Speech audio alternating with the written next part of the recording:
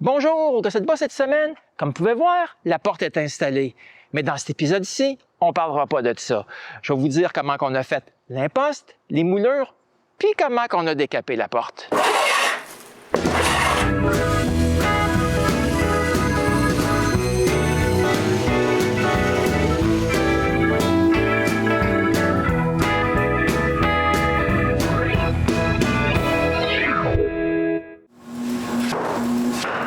Dans mon dernier épisode, Rod et moi avons réussi à assembler les deux panneaux latéraux de la porte. Maintenant, on va tout finir le reste. La première chose à laquelle on s'attaque, c'est l'imposte haut de la porte. Je commence par faire les collages que j'avais faits il y a plus que 6 mois et je les mets bien droits. Je recolle ces nouveaux morceaux dans l'autre sens pour faire une planche plus large que ce que j'avais prévu. Ce qui veut dire qu'on doit encore attendre que la colle soit sèche avant de surfacer ce nouveau collage.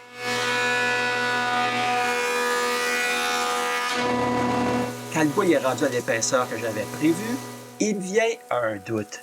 Je mets des morceaux de l'épaisseur prévue et je fais aussi un bout de ce que le panneau de l'imposte aura de l'air. Ouais, on n'aime pas ça du tout. Je refais un autre test avec des morceaux moins épais que ma première idée, puis on aime mieux ça. Donc, on peut couper des morceaux pour les panneaux surélevés.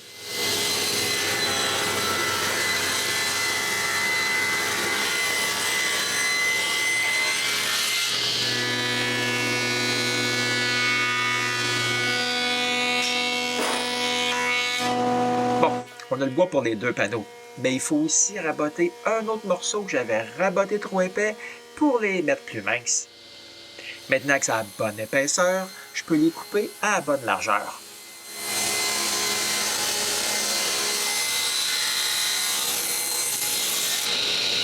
Pour finalement les couper à bonne longueur.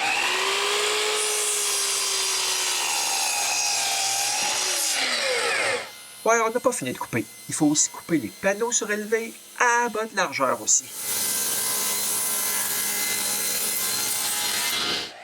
Ensuite, je coupe un bout droit sur chaque futur panneau de l'imposte. Je mets les deux bouts un à côté de l'autre pour pouvoir marquer la longueur des panneaux et je coupe les deux en même temps. On fait un test pour voir si c'est la bonne longueur. Ouais, c'est pas le cas. Après avoir fait un autre test plus concluant, c'est le temps de couper sa forme. Je commence par le bois de bout. Ensuite, c'est le tour du bois de fil.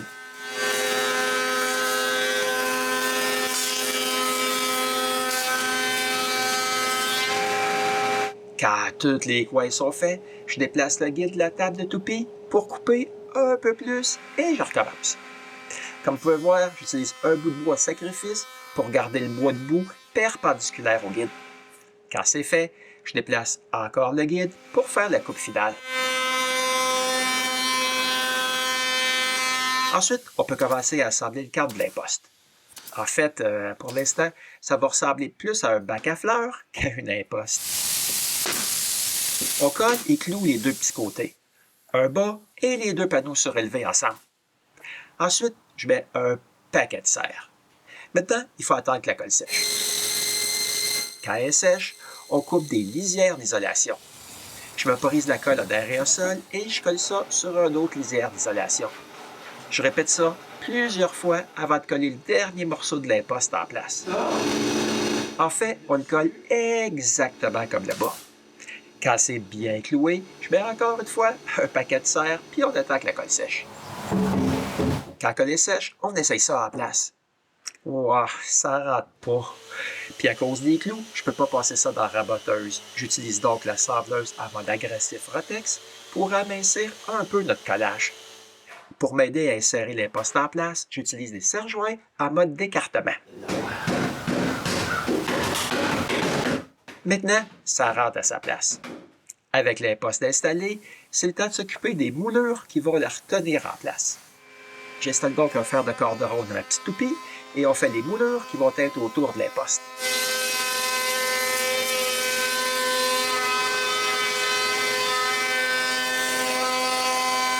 Quand la forme est faite, on découpe les corps de rond des morceaux de Douglas.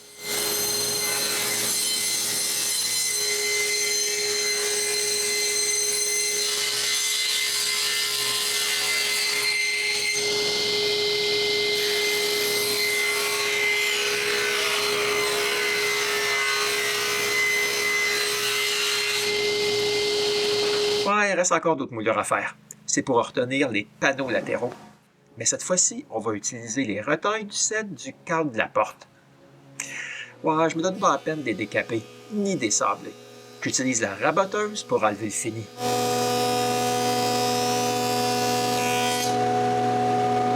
Ah, mais cette fois-ci, on fait des gorges.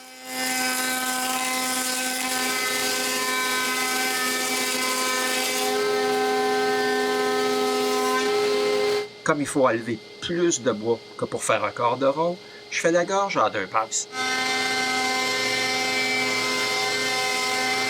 Quand les 4 coins ont un profil, on les coupe.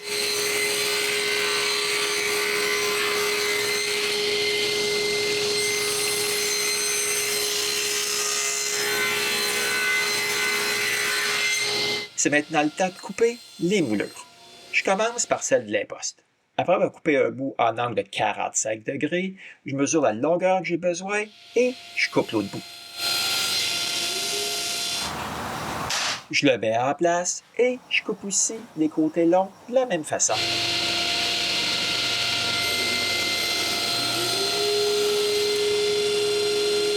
Pendant qu'on faisait ça, on n'a pas réalisé tout de suite qu'on était surveillé. Mais même si on était épié, il fallait continuer à couper des moulures.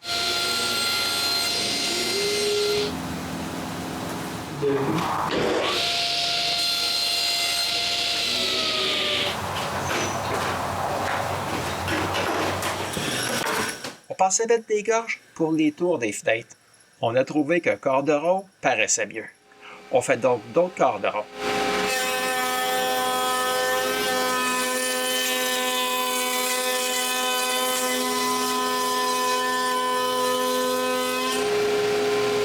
Quand on en a assez, il faut les couper.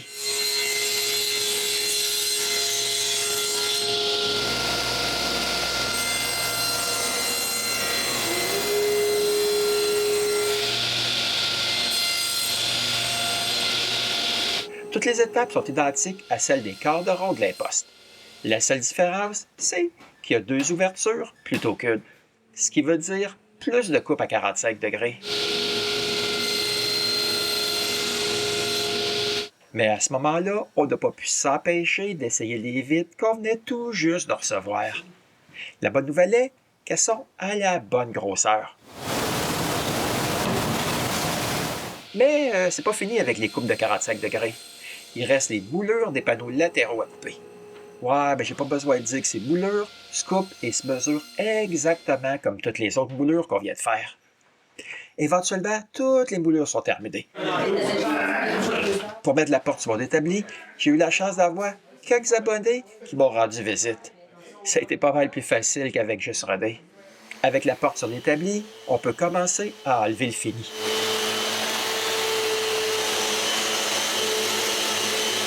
On utilise chacun une sableuse de différentes grosseurs et on sable toutes les surfaces droites.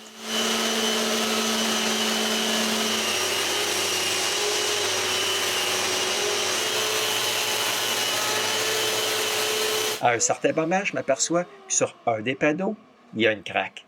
Je la recolle et en même temps, je bouche la craque avec de la colle instantanée. En fait, j'en trouve même une deuxième que je colle aussi. Mais le sablage, il n'est pas fini. J'utilise la sableuse linéaire pour sabler le plus que je peux du profil des panneaux surélevés. Mais même là, c'est loin d'être terminé, parce qu'il faut aussi enlever le fini sur tous les autres profils de la porte. Pour ceux-là, on utilise du décapant. René étant du décapant, et moi j'utilise plusieurs types de racloirs pour enlever le plus de fini possible.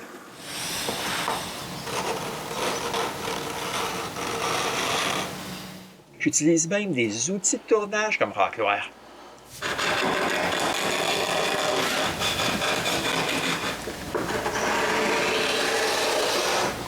Sur les parties qui ont une plus grosse courbe, j'utilise des racloirs courbés. Quand je ne peux plus rien racler, j'utilise la laine d'acier. La dernière étape est tout sabler. Et ensuite, tout ça est à recommencer sur une autre partie de la porte.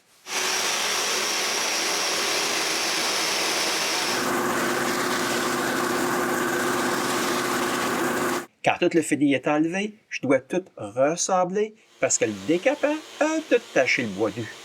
On aurait donc dû commencer par le décapant.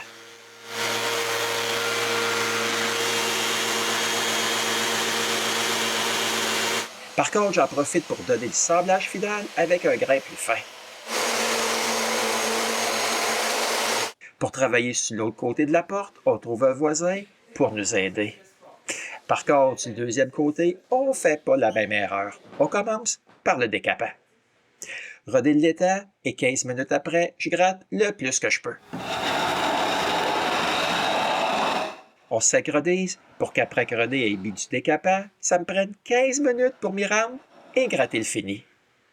Ouais, la porte est très lourde, a été déplacée avec un chariot élévateur et du coup a été endommagée. Et comme vous pouvez voir, pas juste un peu. Si je mesure, j'arrive à un trou de près de 6 mm. Je vais donc enlever du bois, ces 3 panneaux surélevés. Pour faire ça, je vais utiliser le chariot que j'ai fait pour ma toupie. Comme il se déplace pas très facilement, je vaporise sur mes guides le même produit que je mets sur mes outils pour que ça glisse mieux.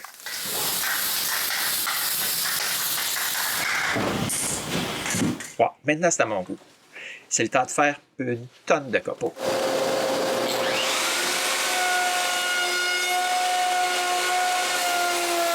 Ici, je suis super content que j'ai reçu mon masque respiratoire de Parcel Safety la veille. J'ai déjà un autre de leur modèle, mais celui-ci a l'avantage de couvrir mon visage au complet et aussi de filtrer l'air que je respire. Avec toute la poussière que je fais, je suis pas mal content de l'avoir. Si vous voulez vous procurer un masque comme celui-ci, voici l'adresse du site de Parcel Safety. Lors de votre achat, vous pouvez utiliser le code de Woodpecker pour une réduction de 15 %.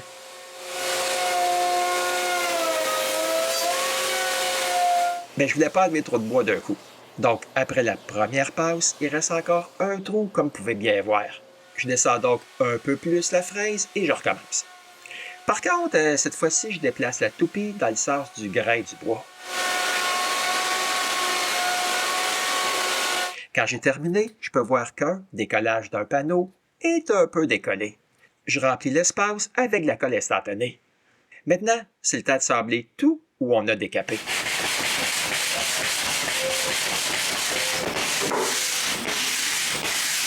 Comme pour l'autre côté, j'utilise plusieurs formes de caoutchouc pour épouser le plus possible les formes originales.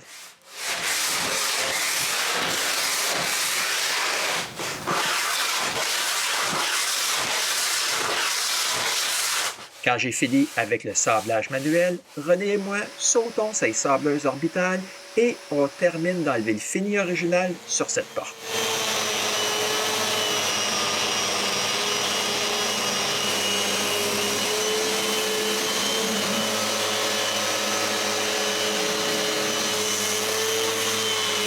Je vous jure que décaper et remettre cette porte à nu, c'est pas une petite affaire. On a passé 9 heures sur chaque côté. Une chance qu'on était deux pour faire la job. Comme pour l'autre côté, quand tout est sablé au grain 80, je change de papier pour un 120 et je ressable partout.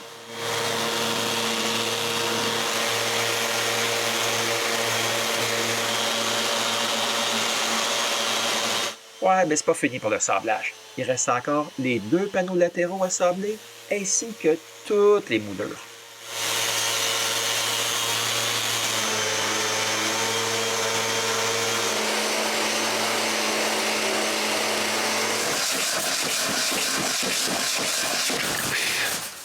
Je m'occupe des panneaux, tandis que René s'occupe des moulures.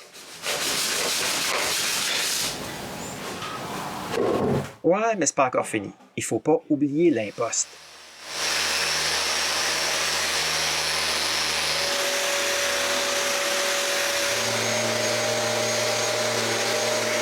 La dernière chose à sabler, c'est le cadre lui-même.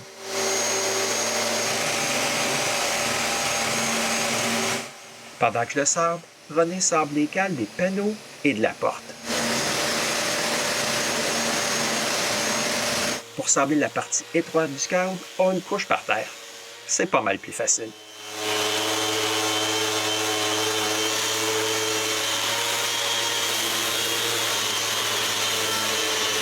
Quand les parties étroites sont toutes sablées, on replace la câble dans son ouverture et je brise tous les coins avec un bloc de liège.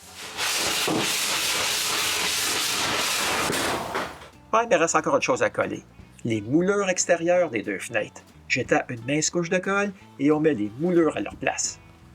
Quand la colle des moulures est sèche, on est prêt à appliquer la première couche du nouveau fini. Pour nous aider, on met la porte à sa place. La première chose qu'on fait, c'est toute laver avec l'essence minérale. Je m'occupe de la porte, tandis que René s'occupe des moulures. Ça apparaît peut-être pas, mais il y a pas mal de morceaux pour ce cadre de porte.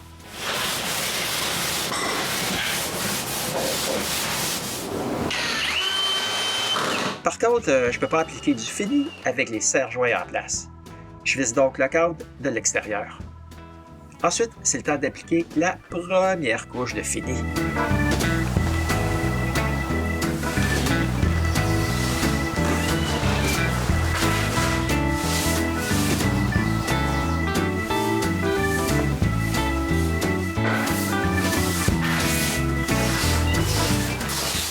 Pour m'aider et faire moins de découpage, je dévisse une penture à la fois.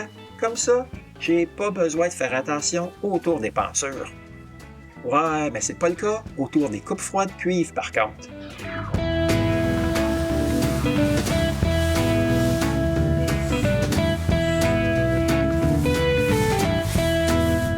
Ouais, il y a pas mal de surface sur ce câble et cette porte. Ça prend pas mal de temps. Quand je suis rendu de l'autre côté de la porte, je fais aussi comme avant et je dévisse une penture à la fois. C'est déjà assez drôle de faire attention aux coupes froides.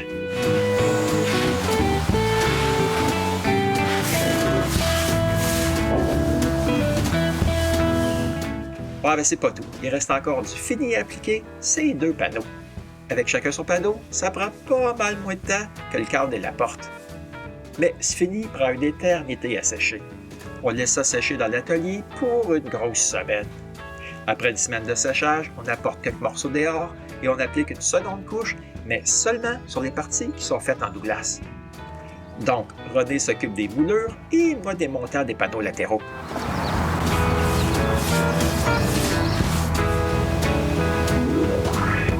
On doit aussi mettre une deuxième couche sur les postes. Ouais, mais c'est pas tout. Il y a aussi tout le cadre qu'on a dû refaire. Ouais, mais on sait que ça va prendre encore pas mal de temps à sécher. Donc, on en profite pour partir 3 semaines au chalet pour se reposer de tout le travail que cette porte nous a donné. Si vous voulez voir comment on l'a installé chez son propriétaire, vous serez encore forcé de revenir me voir au Gosse de bois.